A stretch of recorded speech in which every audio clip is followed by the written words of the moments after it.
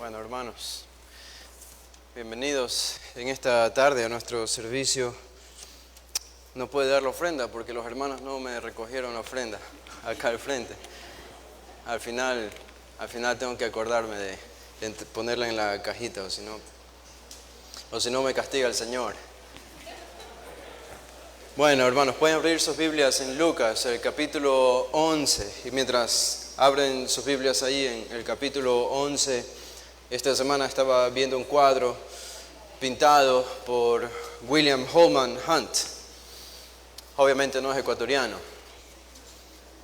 Este hombre pintó un cuadro en 1853. 1853, y la descripción de este cuadro dice la luz del mundo.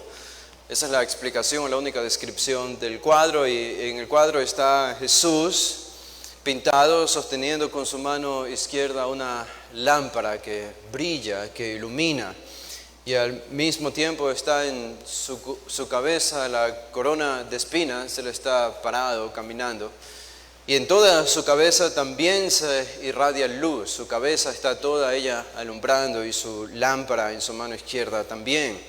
Él aparece en un jardín lleno de árboles, pero todo está oscuro. Y allí está Jesús iluminándolo todo. Este es el cuadro de William Holman. Y pienso que la descripción de este cuadro refleja muy bien lo que este pasaje nos enseña. El pasaje que hemos estudiado la semana pasada y lo continuaremos estudiando hoy capta la esencia de la misión de Jesús al venir aquí a la tierra, que es dar luz en la oscuridad. Dar luz en la oscuridad. Estamos en el capítulo 11, los versículos 33 al 36. Ahora, noten lo que dice estos versículos. Quiero leer antes de seguir con la introducción. Nadie pone en oculto la luz encendida ni debajo del almud, sino en el candelero, para que los que entran vean la luz. La lámpara del cuerpo es el ojo. Cuando tu ojo es bueno, también todo tu cuerpo está lleno de luz. Pero cuando tu ojo es maligno, también tu cuerpo está en tinieblas. Mira pues, no suceda que la luz que en ti hay sea tinieblas. Así que si todo tu cuerpo está lleno de luz, no teniendo parte alguna de tinieblas, será todo luminoso como cuando una lámpara te alumbra con su resplandor. Ahora, el hecho de que Jesús vino y en su misión fue dar luz en la oscuridad, como tanto se repite en las figuras de estos versículos que tenemos aquí. Esto, entendemos nosotros, era necesario porque todos estábamos en tinieblas, todos estábamos en la oscuridad. Pedro dice que Cristo nos llamó ¿de dónde? No de la luz, sino de las tinieblas a la luz. En 1 Pedro 2:9, las tinieblas eran nuestro dominio, era la esfera donde nosotros nos movíamos y desarrollábamos todo lo que éramos.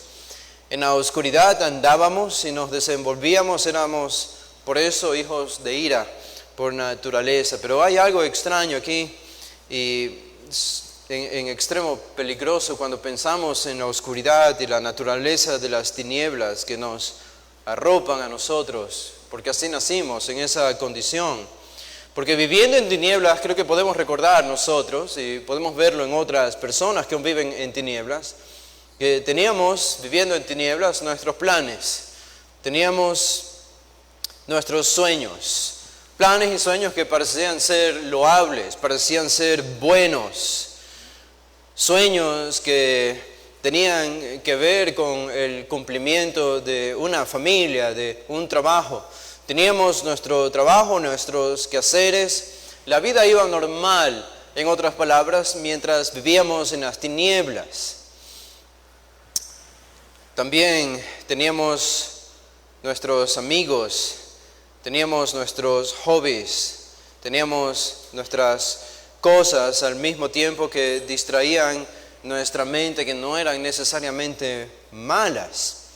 Y lo extraño de todo esto es que no sabíamos que estábamos en tinieblas. No sé si les pasa a ustedes, cuando se acuerdan cuando no eran creyentes. Cuando no era creyente hubo un largo tiempo en que yo no sabía que no era creyente. Hay algo peor que estar en las tinieblas. Hay algo peor que estar en la oscuridad. Y es estar en la oscuridad y no saber que estás en la oscuridad. Eso es peor, porque una persona puede estar en las tinieblas, pero saber y entender por la gracia de Dios que está en tinieblas, y entonces buscará salir de las tinieblas. Pero alguien que está en tinieblas y no cree que está en tinieblas, ese es el mal peor de todos. Y quizá nosotros hasta teníamos nuestra propia religión y hasta confesábamos a Jesús cuando estábamos en tinieblas. Todo esto mientras caminábamos en la oscuridad. Y esto solo porque si estás en tinieblas, pero sabes que estás en tinieblas, entonces intentarás salir de las tinieblas. Pero si estás en tinieblas y piensas que esas tinieblas son luz, es decir, no crees que estás en las tinieblas, entonces no verás la necesidad de salir de las tinieblas. Y este es un mal peor. Es el peor tipo de mal. Y ustedes se dan cuenta, entonces, este era el problema de los judíos. Este era el problema de los judíos. Estaban en la oscuridad, pero ellos pensaban que estaban en la luz. Ellos no tenían necesidad de salir de las tinieblas, de la oscuridad. Vez tras vez Jesús les advirtió acerca de esto. Y estaban tan convencidos de esto que cuando Jesús vino iluminando, no solo como una antorcha, sino vino iluminando como el sol espiritualmente a la vida de los israelitas, de los judíos, como nadie más podía iluminar, la respuesta de ellos fue abrupta, fue directa. Fue sincera a su propia cosmovisión del mundo. Cuando Jesús, ¿se acuerdan ustedes? Tumbó las mesas en el templo de los cambistas allí al iniciar apenas su ministerio, y esto Jesús lo hizo para revelar su corrupción, la codicia del corazón de los judíos que utilizaban el templo como una fuente de ganancia ilícita. Jesús estaba confrontando su pecado. ¿Qué dijeron ellos? ¿Cuál fue la respuesta a Jesús? En Juan 2, bueno, ¿qué señal nos muestras? Ya que haces esto, ¿qué señal nos muestras? Esta fue la respuesta de los judíos. No fue, en verdad te estamos robando.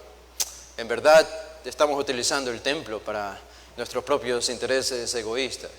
No, fue, ¿qué señal haces? Ya que tumbas las mesas, ya que confrontas nuestra corrupción y nuestro pecado. Cuando Jesús más adelante en el Evangelio de Juan alimentó a los 5,000, en ese mismo contexto, aunque un poco más adelante, Jesús les dice a los judíos, yo soy el pan vivo que descendió del cielo. Y si un hombre come de este pan, vivirá para siempre. Esta era la oportunidad para los judíos de ser iluminados con la luz, de salir de la oscuridad. Jesús, el pan vivo, se les estaba ofreciendo Él mismo allí a los judíos después de haberles mostrado esta gran señal. Pero en Juan 7, después de que Jesús dijo esto, ¿cuál fue la respuesta de los judíos? Juan 7:1 nos dice que después de estas cosas andaba Jesús en Galilea, pero no quería andar en Judea porque los judíos procuraban matarle. Esta fue la respuesta de los judíos. Querían matarle al ofrecimiento de Jesús de vida eterna. Más adelante Jesús les dice en el capítulo 8, yo soy la luz del mundo. Otra vez, la oportunidad de ellos para salir de las tinieblas. Yo soy la luz del mundo, ahora usando la misma figura que nosotros tenemos en el texto de Lucas. Pero ellos dijeron, es mentira. Es mentira. Es mentira porque si tú das testimonio de ti mismo, entonces es falso. No puedes dar testimonio de ti mismo. Tú mismo dices que eres la luz del mundo. Eso no tiene sentido, eso no vale, eso no funciona. Y ahí mismo lo rechazaron. Y dice el versículo 40 del capítulo 8, que ellos, dice, pero ahora procuráis matarme a mí, les dice Jesús, que os he hablado la verdad. Procuraban matarle. En esa misma hora, cuando Jesús confesó esto, en el versículo 48 le dijeron, ¿no decimos bien nosotros que tú eres samaritano y que tienes demonio? Un doble insulto, de lo peor. Eres samaritano, no eres judío, eres un pagano y tienes demonio. Y en el versículo 52, entonces los judíos le dijeron, ahora conocemos que tienes demonio. Otra vez. En Jerusalén, Jesús les dijo un poco más adelante, yo y el Padre uno somos. Otra revelación directa de su divinidad, dándoles la luz ahí mismo, enfrente de sus narices. Yo y el Padre uno somos. Yo soy Dios. En otras palabras, está diciendo Jesús en Juan 10. ¿Cuál fue la respuesta de los judíos? Agarraron piedras para matarle. Dijeron los judíos, porque se hacía igual a Dios. Entonces quisieron matarle. Y finalmente Jesús en Juan resucitó a Lázaro. Resucitó a alguien de los muertos. ¿Y cuál fue la reacción de los judíos?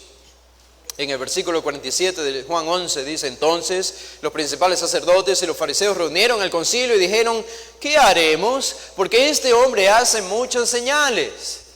Están reconociendo que Jesús ha resucitado a un muerto. No están negando que Jesús ha resucitado a un muerto. Están afirmando que Jesús ha resucitado a Lázaro. Por eso dicen: este hombre hace muchas señales. ¿Qué vamos a hacer con este hombre? Y entonces en esa misma hora se propusieron matarle. ¿Notan lo retorcido que estaban sus corazones, el nivel de ceguera espiritual, lo espeso que era la oscuridad y las tinieblas en las que estos judíos estaban viviendo? ¿Por qué?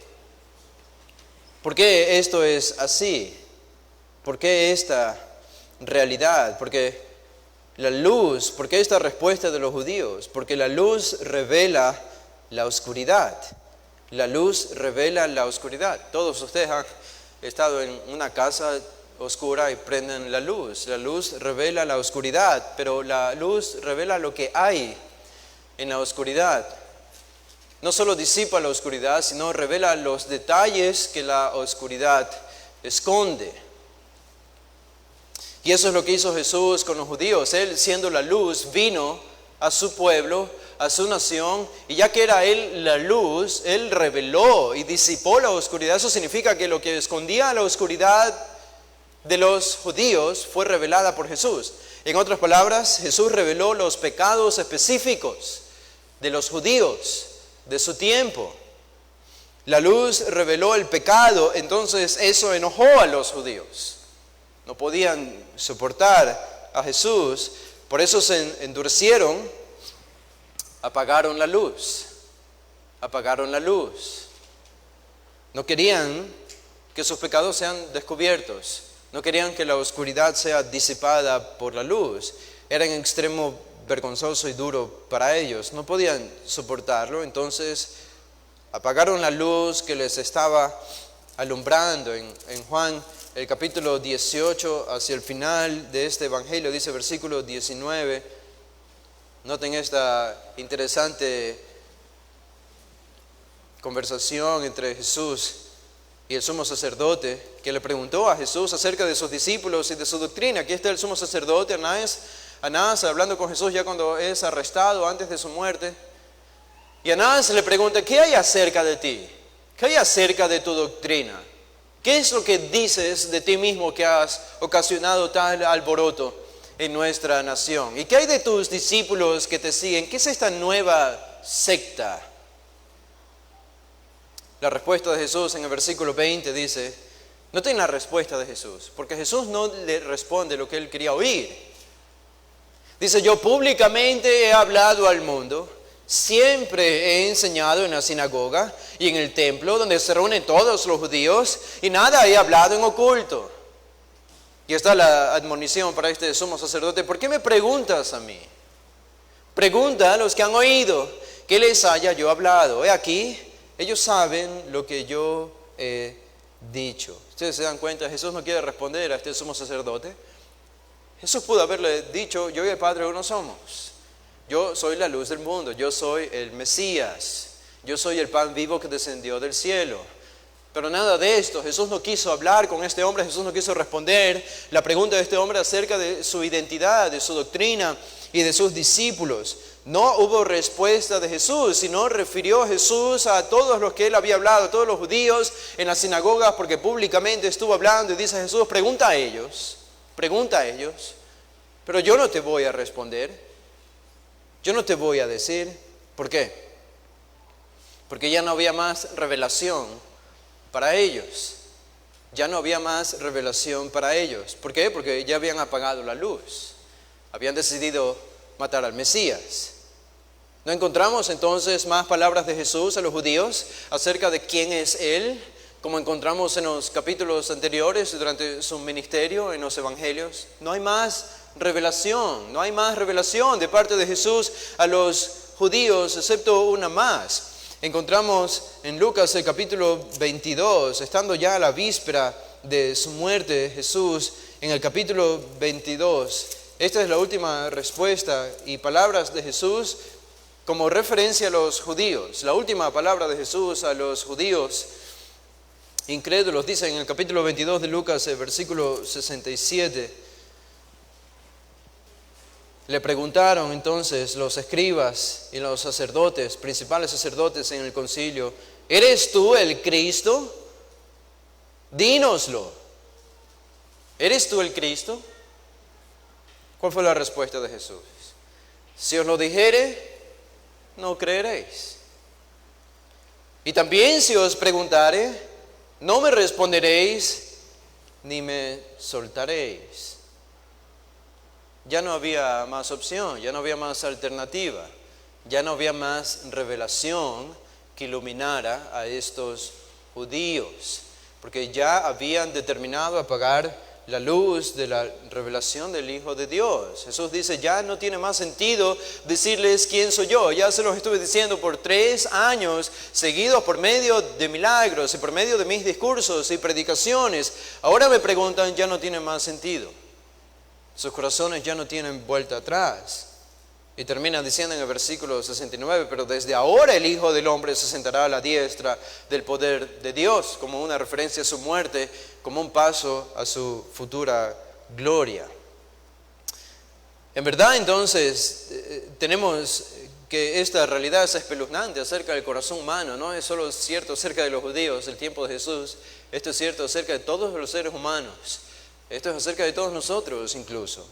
En verdad, nosotros nacemos con un corazón malo. Nacemos con un corazón muy malo, muy malo. Somos malos desde la raíz, desde nuestra propia médula. Esa es la condición con la que nosotros nacemos. Y ese corazón malo se endurece más y se convence de que es bueno, que es lo peor que le puede pasar a un corazón. Endurecerse tanto que llega a creer que no es malo, es lo que le pasó a los judíos. O se ablanda por la luz de Cristo y atraviesa el doloroso proceso de reconocer el pecado, de confesar el pecado, de humillarse, porque es doloroso, es herir el orgullo, pero atraviesa por ese proceso para llegar a un arrepentimiento cuando la luz alumbra. ¿Cuál de estas dos opciones será? Los que estamos en Cristo tenemos la luz gracias a la misericordia de Dios, pero hay más aquí que nosotros podemos descubrir en este pasaje. Regresen a Lucas, el capítulo 11. Estos versículos revelan algo interesante que tiene que ver con el corazón humano y particularmente era cierto acerca de los que estaban oyendo a Jesús, de las multitudes que habían visto a Jesús hacer sus portentos. Estos versículos nos revelan, ustedes entienden que los que buscaban señales, ¿se acuerdan? En el versículo 15, unos le acusaron de que Jesús tenía demonios o hacía milagros por Belcebú, otros le pedían señal para tentarle. En el versículo 16, Jesús les llama una mala generación por pedir señal. Y todo lo que Jesús dice entonces en el versículo 33 al 36 va dirigido a esta generación mala que le pedía señal a Jesús. Le pedían señal para creer, aunque nosotros entendemos que era solo para tentarle. ¿Qué va a decir Jesús aquí? Bueno, los que buscaban señales de Él para tentarle no tenían un buen ojo, según el versículo 34. No tenían un buen ojo. Su ojo era malo, era maligno. Por tanto, todo su cuerpo estaba en tinieblas. La luz aquí que ustedes encuentran en el versículo 33, y yo entiendo, esto puede ser un poco confuso para nosotros porque está lleno de imágenes, pero déjenme ver si este segundo intento de explicar el texto y terminarlo da frutos. El versículo 33 dice: nadie pone en oculto la luz encendida ni bajo del almud, sino en el candelero, para que los que entran vean la luz. Esta es una imagen muy sencilla y fácil de nosotros para entender. Es simplemente no hacer lo que es absurdo hacer. Nadie prende una lámpara y la esconde bajo una vasija de barro, debajo de la cama, o la mete en el sótano. No, nadie hace eso. El que enciende una lámpara es para ponerla en un candelero. Un candelero era esta pieza de madera a veces o de barro que construían dentro de las casas para que la luz estuviese en el nivel más alto. En ese tiempo no colgaban como nosotros ahora colgamos los focos en el techo. En ese tiempo no había tal cosa, no existía la electricidad, obviamente. Entonces tenían candelabros, tenían estas piezas de barro donde ponían las lámparas. Allí encima se acuerdan la lámpara de Aladino. Así eran las lámparas del tiempo de Jesús, más o menos del mismo tamaño, muy similares a estas. Y allí ponían las lámparas para que alumbrara toda la casa. Esto era lo normal, esto era lo simple, esto era lo natural y lo lógico hacer con la luz. Bueno, Jesús solamente usa esto como introducción para lo que va a decir en el versículo 34, simplemente para decir que la luz o que la lámpara ilumina. La lámpara ilumina, la lámpara da luz, alumbra y disipa la oscuridad. Esto es lo que todos esperan de la luz. Ahora, noten el versículo 34. El versículo 33 simplemente nos comunica la imagen, y dentro de esta imagen, en el versículo 33, se nos dice más importante todavía el propósito de la luz. Nosotros podemos decir el propósito de la revelación de Dios. El propósito de la revelación de Dios es que ilumina, como una lámpara da luz, la revelación de Dios da luz, ilumina la vida de una persona, descubre mi pecado, lo revela como Jesús hizo con los judíos. Muy bien, el 33 entonces tenemos el propósito de la revelación en el versículo 34. En el versículo 34 tenemos una relación de causa y efecto allí. En el versículo 34 Jesús sigue utilizando la imagen de una lámpara, pero ahora esa imagen la traslada a otra imagen.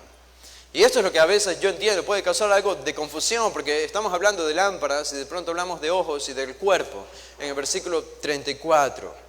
Pero esencialmente en el versículo 34 Jesús va a hablar acerca de la recepción de la revelación. La recepción de la revelación. Cómo uno recibe la revelación determina la vida de esa persona. Esto tiene consecuencias inevitables. Dice el versículo 34, la lámpara del cuerpo es el ojo. Cuando tu ojo es bueno, también todo tu cuerpo está lleno de luz. Pero cuando tu ojo es maligno, también tu cuerpo está en tinieblas. ¿Qué significa esto? La lámpara del cuerpo es el ojo. El ojo. ¿Qué es el ojo? ¿Se acuerdan? La semana pasada estábamos hablando. El ojo era la parte esencial, podemos considerarla la parte esencial del cuerpo, lo más importante. El ojo es lo que percibe la realidad externa y lo interpreta, es la información, el ojo es lo que lleva la información externa al cerebro. Habían varios usos del ojo en la literatura rabínica de los judíos. En el Antiguo Testamento también encontramos muchas referencias acerca del ojo, el ojo malo o el maligno, el ojo bueno, el ojo que percibe todo. En ese sentido estamos diciendo que el ojo forma aquí parte nuclear, esencial para el funcionamiento del cuerpo. Jesús simplemente está diciendo, si el ojo no funciona, el cuerpo no funciona. Si el ojo sí funciona, entonces el cuerpo también funciona. Pero Jesús continúa hablando del ojo, pero mezclado con la imagen de la luz. Sigue hablando acerca de la luz.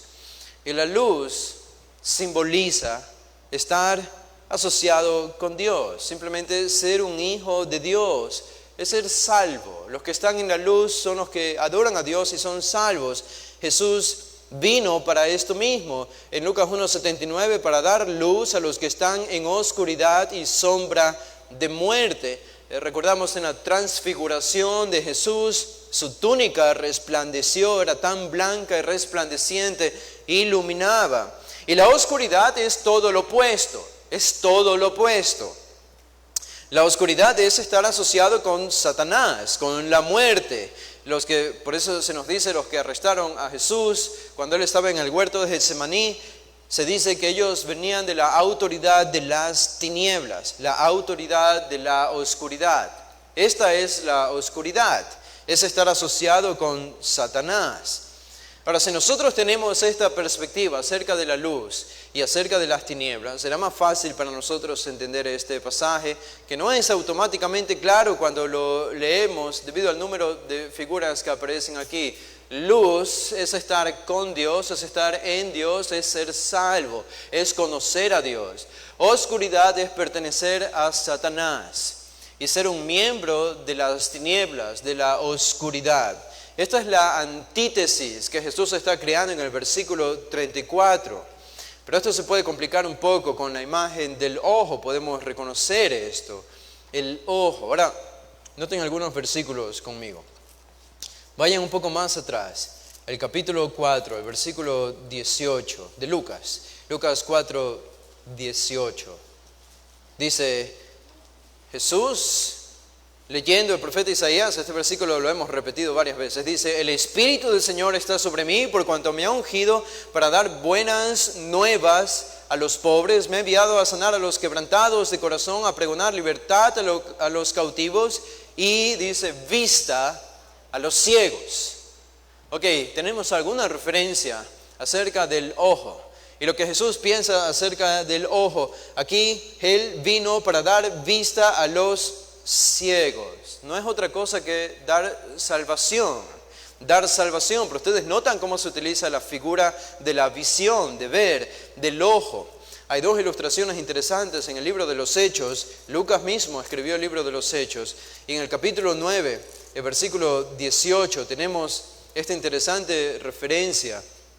9:18, en la conversión del apóstol Pablo, cuando era Saulo, dice, se le apareció el Señor en el camino, y dice el versículo 18, Hechos 9:18, y al momento le cayeron de los ojos como escamas, y recibió al instante la vista, y levantándose fue bautizado. Esto es algo que se describe que ocurrió con Pablo literalmente, físicamente. Él quedó temporalmente ciego por la luz de Cristo cuando se le reveló, cuando iba camino a Damasco siendo un inconverso. Jesús se le aparece, lo ilumina con su luz. Y el efecto de esa luz fue la salvación de Pablo. Pero físicamente quedó ciego. Espiritualmente Pablo vio, pero físicamente quedó ciego.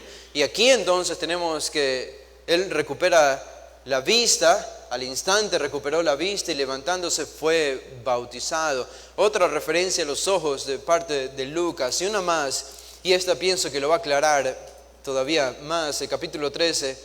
Ustedes recuerdan la historia de Elimas, el mago, llamado también en otra versión Bar Jesús. Elimas, el mago. Él procuraba apartar de la fe al procónsul que estaba recibiendo el evangelio de parte de Pablo y de Bernabé. Entonces Saulo, dice versículo 9 del capítulo 13, que también es Pablo lleno del Espíritu, fijando en él los ojos, dijo: oh, lleno de todo engaño y de toda maldad, hijo del diablo, enemigo de toda justicia. Así tienen que tratar a los falsos maestros. Dice: no cesarás de trastornar los caminos rectos del Señor. Ahora pues, he aquí, la mano del Señor está contra ti y serás ciego y no verás el sol por algún tiempo. E inmediatamente cayeron sobre él oscuridad y tinieblas, y andando alrededor buscaba a quien le condujese de la mano. Elimas aquí funciona como una viva ilustración de la imagen de un ojo malo. Un ojo malo produce oscuridad en todo el cuerpo. Esto es lo que le ocurrió Espiritualmente ya le ocurría a Elimas, pero ahora físicamente también. Por tanto, ¿qué nos comunican estos versículos que hemos leído? El ojo determina si una persona está participando de la oscuridad o si está participando de la luz. El ojo, el estado de tu ojo, es lo que dice Jesús en Lucas 11, determina a qué reino perteneces, al de Dios o al de Satanás. Hay un versículo más, este lo encontré y yo dije, bueno, cuando encontré los hermanos tienen que entender lo que significa esto, porque si no me daré por vencido. Este versículo es el más claro de todos, porque aquí se reúne toda la imagen que utiliza Jesús en Lucas 11. Todas estas imágenes aparecen aquí, el ojo, la luz y las tinieblas. En Hechos capítulo 26, noten lo que dice, versículo 18, esto es Pablo relatando su conversión ante la autoridad, y dice, el versículo 17, Pablo recordando, librándote de tu pueblo y de los gentiles, a quienes ahora te envío, las palabras de Jesús a Pablo cuando se convirtió, y noten lo que dice el versículo 18, ¿para qué fue llamado Pablo? ¿Para qué fue transformado por Jesús? Dice, para que abras sus ojos, esta era la misión de Pablo, para que abras sus ojos, para que se conviertan de las tinieblas a la luz. ¿Qué son las tinieblas? ¿Y qué es la luz? Aquí está explicado. Y de la potestad de Satanás a Dios, para que reciban por la fe que es en mí perdón de pecados y herencia entre los santificados. Este versículo 18 explica lo que Jesús dice en Lucas 11, 34. Los ojos, cuando uno abre los ojos, sale de la oscuridad y pasa del reino de Satanás al reino de Dios. Es la salvación, es la salvación. De eso está hablando Jesús. Entonces, el ojo funciona aquí como el que determina el estado de toda la persona, de todo el carácter de la persona. El ojo vendría a ser una imagen también para corazón. Para corazón. Es la parte más importante, interna del hombre. Es donde residen los pensamientos, donde residen el centro de las motivaciones, el centro de los deseos. Por eso Jesús dice, del corazón sale todo lo bueno, del corazón sale todo lo malo, es del corazón. No es de afuera que nos contaminamos, es de dentro. La contaminación la llevamos dentro de nosotros. Está en mi corazón la contaminación de mi pecado. Y de eso va a depender el fruto de mi vida. Bueno, la misma función tiene el ojo. Entonces, la idea del versículo 34 es que la luz es antitética a la oscuridad. La luz es irreconciliable con la oscuridad. Eso es lo que dice Jesús en el versículo 34. Por eso, cuando tu ojo es bueno, todo tu cuerpo está lleno de luz. Pero cuando tu ojo es maligno, también tu cuerpo está en tinieblas. ¿Se acuerdan la palabra bueno allí? La palabra bueno, plus. Esa palabra bueno es una palabra que podemos traducirla como simple. Literalmente significa simple. Simple. Ahora, yo entiendo muy bien acerca de esto, porque recuerdo cuando tenía 14 años, estaba en una clase de francés. No me pregunten nada, porque no aprendí nada de francés. Ni siquiera entendía por qué mis padres me habían puesto en clase de francés. Entiendo que había una buena motivación de parte de ellos, pero yo estaba en la oscuridad, así que no entendía nada. Pero estaba allí en la clase y fue mi primera experiencia intentando ver algo que no podía ver. Fue allí cuando me enteré que necesitaba usar lentes. Mis medidas de miopía eran 2 o un poco más de 2 grados. Así que estaba ya sentado al final, atrás de la clase, intentaba ver al pizarrón y veía doble. Veía literalmente doble. No podía entender lo que se escribía en el pizarrón. Pienso que esa es la causa a la que yo atribuyo para eludir la responsabilidad por la que no pasé esa clase. Pero simple, una visión simple, es todo lo opuesto a una visión doble. Alguien que ve doble no ve bien, tiene miopía. Alguien que ve simple, ve las cosas como son. La palabra que se traduce bueno en el versículo 34 literalmente significa simple. Simple, es ver bien. Es ver una sola cosa, es ver las cosas como realmente son. Y es por eso que esta palabra se la usa en el Antiguo Testamento, en la Septuaginta, en el Nuevo Testamento también, para hacer referencia a la motivación del corazón. Cuando en el Antiguo Testamento, en el libro de Samuel, Segunda de Samuel, los israelitas fueron a dar, en Primera de Crónicas 29, cuando ofrendaron al Señor todos por la petición de David, se nos dice que la motivación de ellos era una sola. La idea es que había sinceridad en sus corazones al entregar la ofrenda que David había pedido. También cuando Absalón, ¿se acuerdan?, se levantó en contra de su padre David, se dice literalmente en el capítulo 15 de Segunda de Samuel que él no descubría las intenciones de su corazón. Él estaba escondiendo las motivaciones de su corazón cuando se acercaba a las personas a hablar y ofrecerles todo lo que su padre no estaba ofreciendo para ganarse el corazón del pueblo y levantarse contra su padre. Él escondía las intenciones de su corazón. Esa palabra entonces, las intenciones, la sinceridad del corazón, es la palabra que se usa aquí y se traduce como bueno. Es un ojo que ve bien. Es un ojo sincero, es un ojo puro, es un ojo que no está enfermo, es un ojo que no ve doble, que entiende correctamente lo que percibe desde fuera. Este tipo de ojo, dice Jesús, está todo iluminado, es lo que dice literalmente. También tu cuerpo está todo iluminado. El cuerpo todo se ilumina por el ojo.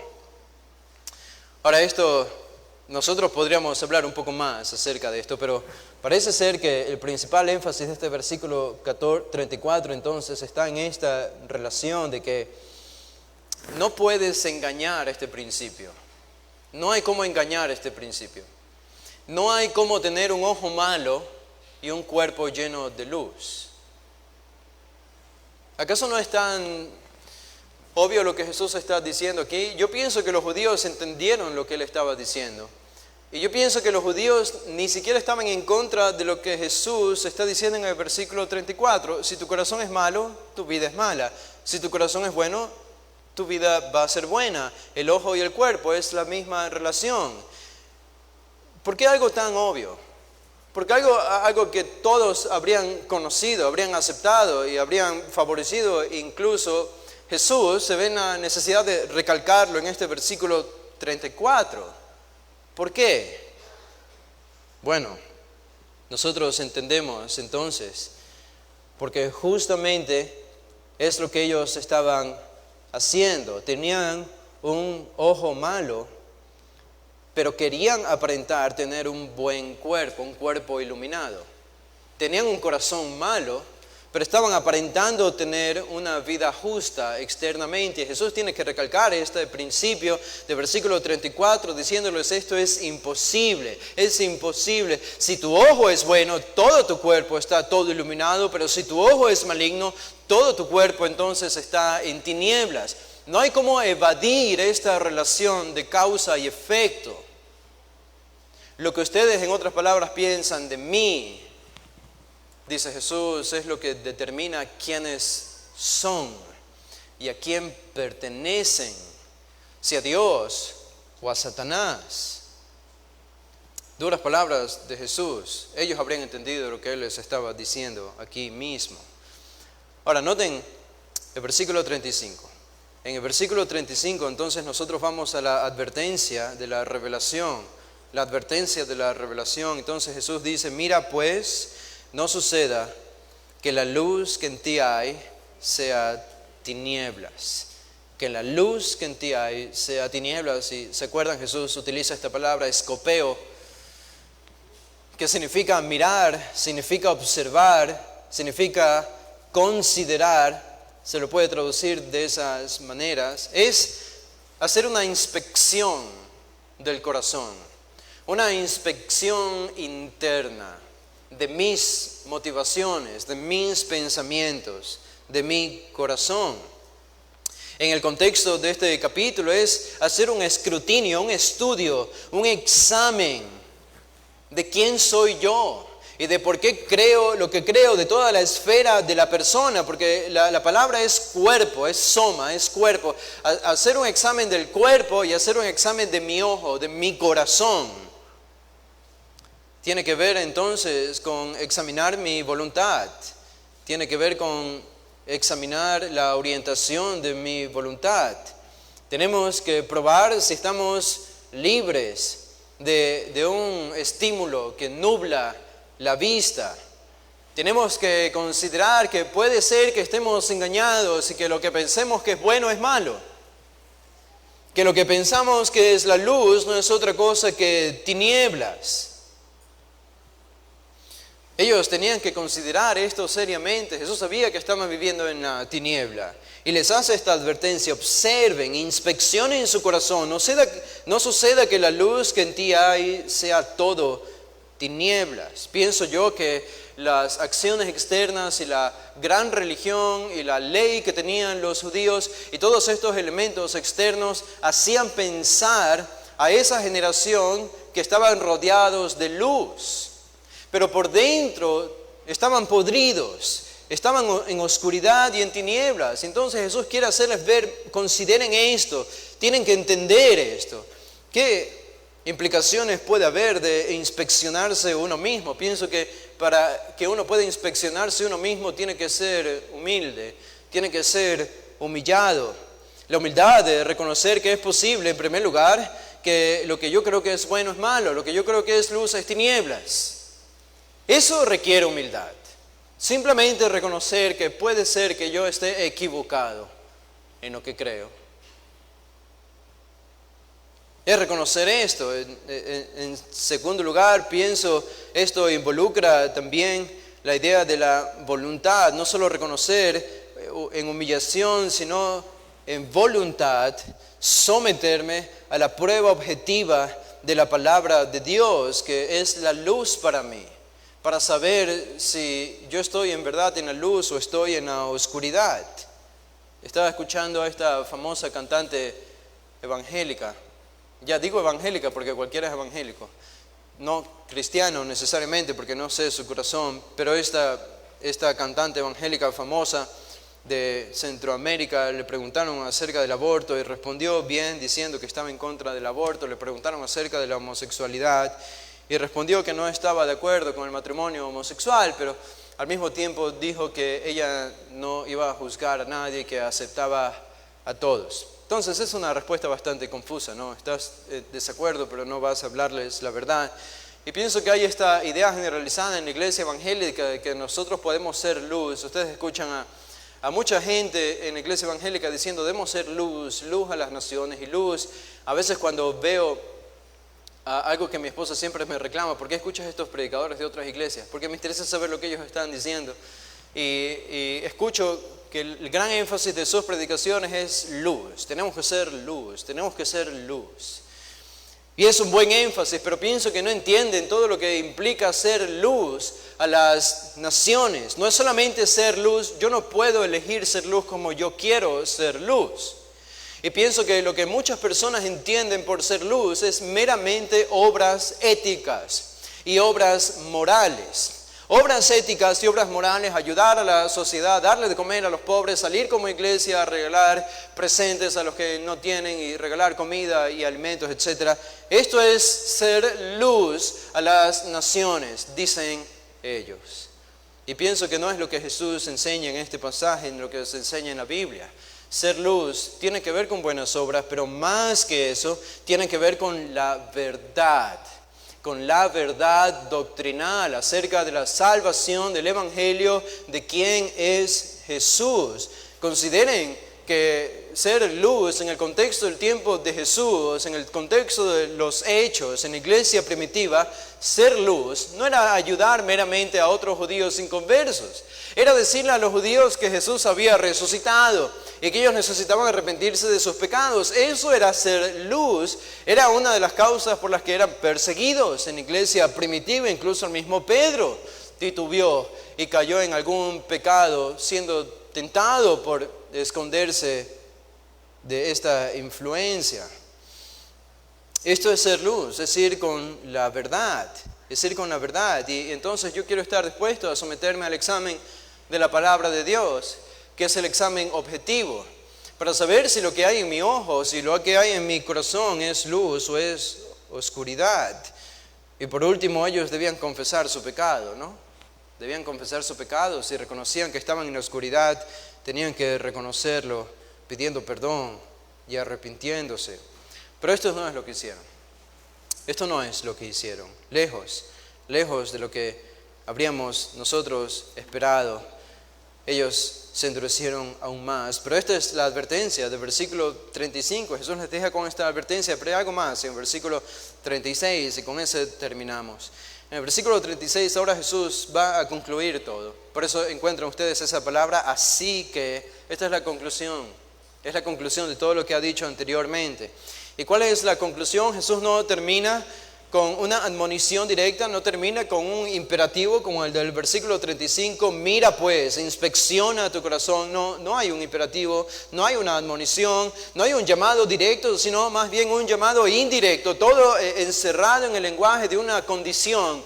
Sí, dice Jesús, si todo tu cuerpo está lleno de luz, no teniendo parte alguna de tinieblas, será todo luminoso, como cuando una lámpara te alumbra con su resplandor. En otras palabras, si esto es cierto acerca de ti, entonces esto otro será cierto acerca de ti. Si esto es cierto, ¿qué cosa? Si todo tu cuerpo está todo iluminado, dice el versículo 36. Y si se fijan, es lo mismo que él ha dicho en el versículo 34.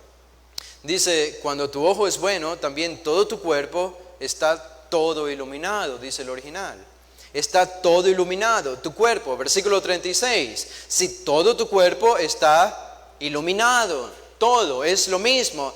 Y ustedes notan algo particular de este versículo 36 que nos hace pensar en lo que Jesús ha dicho en el versículo 35. Si podemos parafrasear el versículo 35 es, cuidado, no sea que Satanás engañe tu ojo. No sea que Satanás engañe tu ojo y te haga creer que lo que es luz es oscuridad y lo que es oscuridad es luz. Cuidado con el engaño del enemigo. Y entonces, en el versículo 36, Jesús enfatiza tanto esto que lo repite de diferentes maneras. Si tu cuerpo está todo iluminado, y dice la misma idea, pero ahora en negativo, no teniendo parte alguna de tinieblas. Nota en la antítesis, la luz no puede cohabitar con las tinieblas. Las tinieblas no pueden cohabitar con la luz. En un cuarto iluminado no hay un rincón donde haya oscuridad. No hay. Uno lo ve todo. Esa es la idea. La luz de la revelación en este versículo 36 ilumina todo el cuerpo. En otras palabras, cuerpo es usado aquí como una imagen para toda la persona, para el carácter de la persona, para los pensamientos, el intelecto, la voluntad y las acciones. Y Jesús está diciendo, si tu ojo está lleno de luz, entonces todo tu cuerpo, entonces todas tus emociones, toda tu voluntad, todos tus pensamientos, tus acciones, todo tu carácter va a reflejar la luz de la salvación de Dios. Por eso no hay parte alguna de tinieblas, pero noten la siguiente frase, en el versículo 36, repite exactamente lo mismo. En español se ve diferente, pero en el original es exactamente lo mismo. Dice, será todo iluminado, igual que al principio del versículo 36. Si todo tu cuerpo está todo iluminado, no teniendo parte alguna de tinieblas, será todo iluminado. ¿En serio, Jesús? ¿Acaso eso no es tan obvio para nosotros? ¿No es redundancia decir que si tu cuerpo está todo iluminado, no teniendo parte alguna de tinieblas, está todo iluminado? ¿Qué de nuevo nos está diciendo Jesús aquí que no ha dicho en los versículos anteriores? Que está comunicando a los judíos que le escuchaban.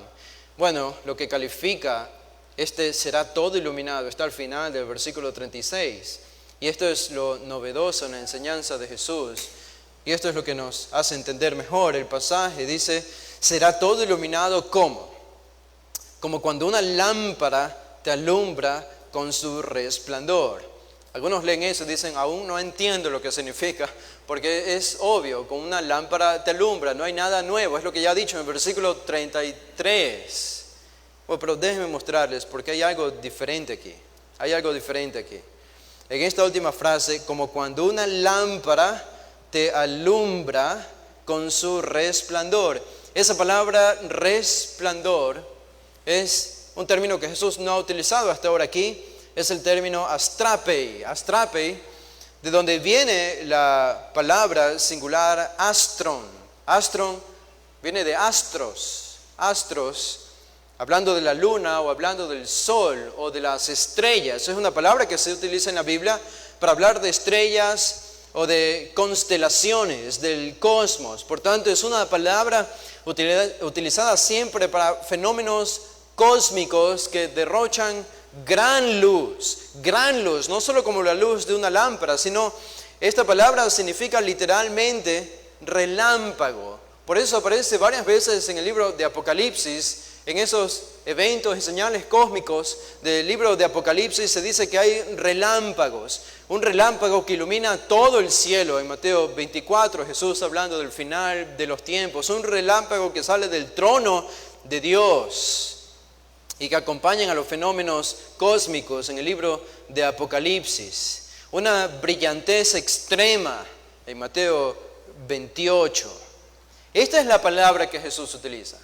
No utiliza meramente un resplandor como nosotros pensaríamos de una lámpara, aunque esa es la figura que utiliza aquí, pero es algo un poco incómodo de entender porque una lámpara no alumbra con la luz que alumbra una estrella cósmica, o un resplandor, o un relámpago del cielo que ilumina todo el cielo. Y sin embargo Jesús dice, una lámpara te alumbra con ese resplandor.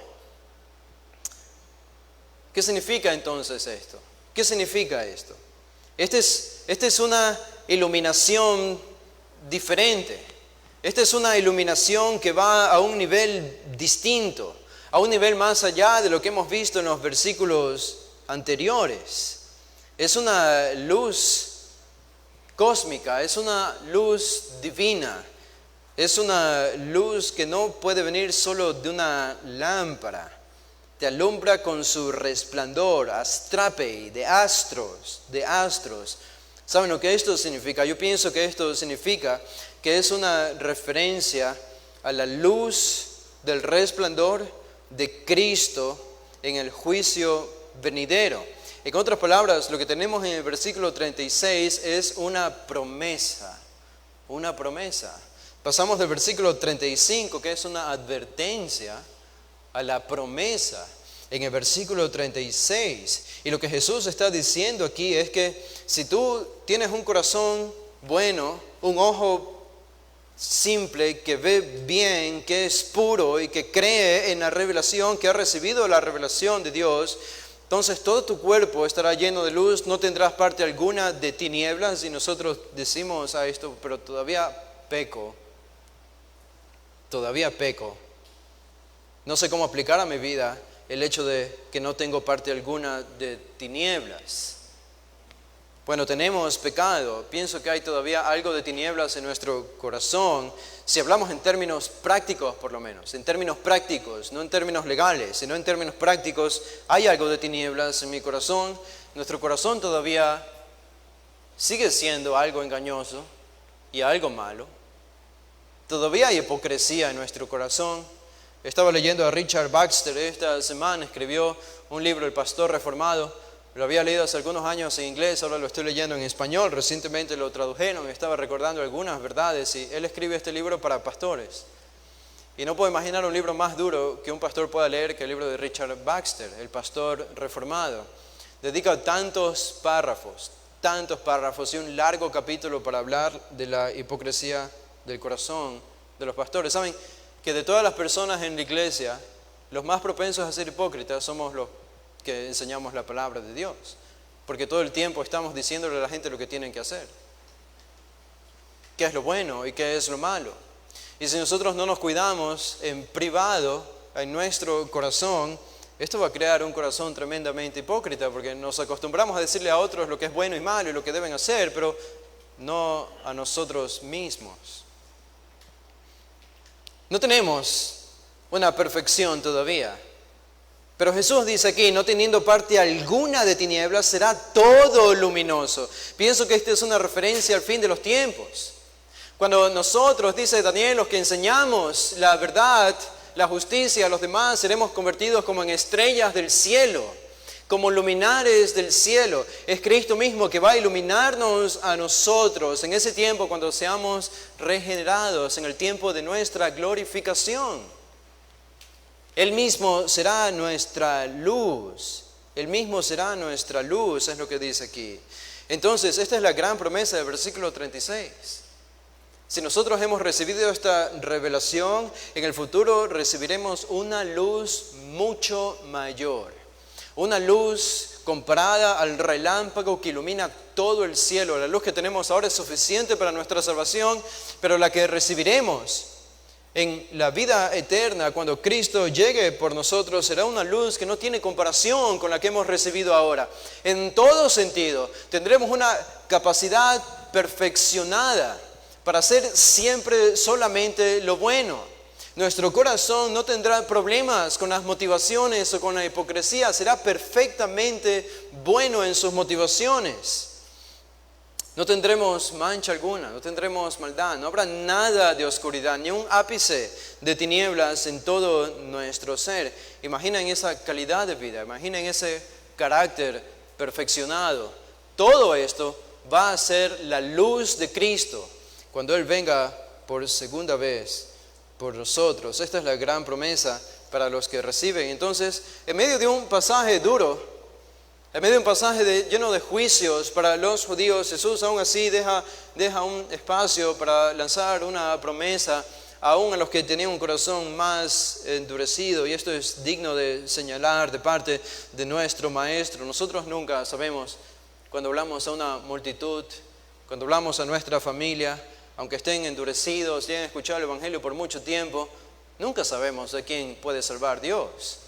Nunca sabemos a quién va a alcanzar la misericordia de Dios y a quién va a humillar el día siguiente o la semana siguiente o el mes siguiente y lo va a traer a los pies de Él por medio del Evangelio que hemos predicado. Y Jesús deja entonces esta revelación acerca de la promesa futura. Ahora esto es para nosotros el día de hoy, porque la luz sigue brillando.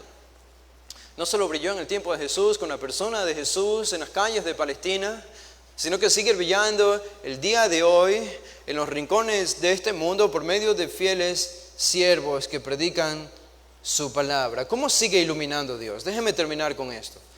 En el Salmo 119 dice, en el versículo memorizado seguro por casi todos, 105, lámpara es a mis pies tu palabra y lumbrera a mi camino. Luz es la palabra de Dios. Ya no lo tenemos a Jesús aquí para hacer luz a nosotros en persona, pero tenemos su palabra y su revelación que es luz. Es luz. En el versículo 130, allí mismo dice, la exposición de tus palabras alumbra, hace entender a los simples. La exposición de tus palabras da luz, alumbra, ilumina. Es lo mismo que Jesús hizo cuando Él estuvo aquí. En el Salmo 19, el versículo 8 dice, los mandamientos de Jehová son rectos que alegran el corazón. El precepto, noten, el precepto de Jehová, que es su palabra, es puro, que alumbra los ojos. La palabra ilumina. La palabra tiene vida en sí misma y da luz a los que están en oscuridad. Ese es el poder de la palabra. Yo no tengo que hacer la acción, yo no tengo que convencer. Es la palabra la que tiene el poder de hacerlo. La Biblia lo dice. Y por último, en este gran versículo del apóstol Pedro, en 2 de Pedro, el capítulo 1 y el versículo 19, dice Pedro que habría escuchado la enseñanza de Jesús acerca de la imagen de la luz y la oscuridad en repetidas ocasiones. Jesús lo enseñó muchas veces. Dice en 2 de Pedro 1, 19, tenemos también, dice Pedro, la palabra profética más segura. La palabra de Dios, la palabra profética, dice, la cual hacéis bien en estar atentos como a una antorcha que alumbra en lugar oscuro hasta que el día esclarezca y el lucero de la mañana salga en vuestros corazones. La palabra de Dios aquí es comparada a una antorcha que alumbra en lugar oscuro. Y sí que los tiempos son oscuros, y sí que los tiempos que se avecinan para nosotros son oscuros. Para nosotros, digo, el pueblo de Dios, por lo que encontramos en las noticias y hacia dónde se dirige este mundo. Pero, bueno, la respuesta de nosotros es no importa. No importa, es más que eso, tenemos la luz. Tenemos la luz que da la salvación, la vida, la verdad a los que están en oscuridad. Y me parece a mí que el Señor está haciendo esto ahora mismo, salvando a gente. Aquí de nuestra iglesia, de fuera de nuestra iglesia, el Señor está salvando gente. Está iluminando con la luz de su palabra. Pero oramos al mismo tiempo de que nadie de los que esté aquí esté endureciendo su corazón, a pesar de que la luz sigue iluminando, sino que se arrepienta completamente. Vamos a orar. Padre, damos gracias por este texto, damos gracias, Señor, por tu palabra y por lo que nos enseñas a través de ellas. Padre, nosotros como cristianos, líbranos de nuestra maldad, de nuestra hipocresía, de nuestras dobles intenciones. Ayúdanos a ser hombres sinceros y transparentes. Ayúdanos, Señor, a iluminar con la luz de Cristo, con la verdad, al mundo oscuro que no te conoce. Perdónanos por las veces que en lugar de haber sido luz, hemos sido oscuridad para los no creyentes por nuestro mal testimonio, por algo malo que hemos hecho o por algo bueno que decidimos no hacer. No hemos sido la luz que debimos ser y aún así rogamos tu gracia y tu compasión y tu perdón, que de ahora en adelante, Señor, alumbremos, pero sobre todo alumbremos con la verdad de tu palabra, la proclamación del Evangelio, y tú honres esta predicación, honres tu propio nombre, salvando a gente y aún así endureciendo también a los que tienen que ser endurecidos, pero todo se ha hecho para tu gloria y honra. Gracias te damos, Padre, en el nombre de Jesús. Amén. Bueno, hermanos, pueden ponerse de pie, vamos a despedirnos con una oración. Padre, te damos gracias por este tiempo, gracias por gozar de tu presencia y de la comunión con nuestros hermanos. Bendícenos ahora, Señor, que vamos a seguir disfrutando de esta comunión y protégenos en nuestro regreso a nuestros hogares en este comienzo de semana. Ayúdanos a recordar los principios que hemos aprendido de tu palabra, Señor. Nos despedimos, todo lo hacemos en el nombre de Cristo Jesús. Amén.